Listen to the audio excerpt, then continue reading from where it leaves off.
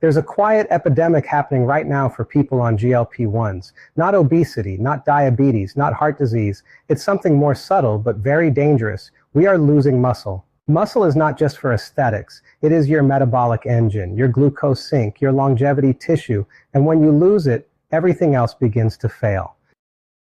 Research consistently shows that low muscle mass is strongly associated with increased all-cause mortality, not body fat, muscle. Skeletal muscle regulates glucose disposal, insulin sensitivity, mitochondrial health, inflammation, even brain function.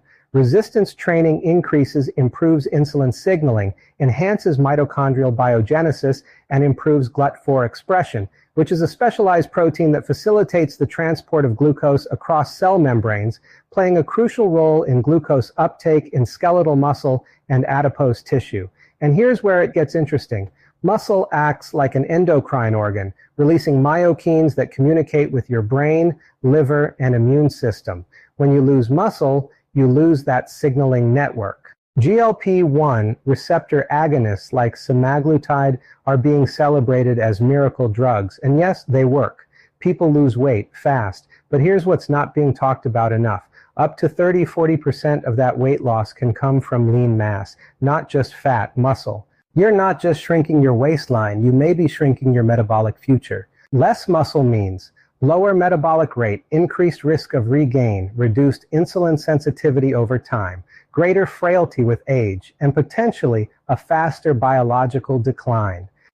When people stop GLP-1 medications, weight often comes back, but not in the same way. Studies suggest a disproportionate regain of fat mass compared to lean mass. So now you have more fat, less muscle, a slower metabolism. That's not weight loss, that's metabolic damage. Here's the uncomfortable truth. Most providers are not setting people up for long-term success. Where is the structured resistance training program, personalized nutrition strategy, education on protein and micronutrient intake, supplement protocols that support muscle and metabolism, DNA tests to prevent possible blindness, gallbladder stones, or pancreatic issues? Because paying attention to these things can prevent terrible outcomes and optimize results. There are other approaches, less talked about, less marketed, but biologically fascinating. Tesamorelin, a growth hormone-releasing hormone analog, has been shown to reduce visceral fat while preserving lean mass. That's a very different physiological outcome than GLP-1s alone. Tesamorelin, a selective growth hormone releasing peptide, may support muscle preservation and recovery by stimulating pulsed GH release without significantly increasing cortisol or prolactin. These aren't magic bullets, but they point toward a different philosophy, one that says preserve muscle, support metabolism, work with physiology, not against it.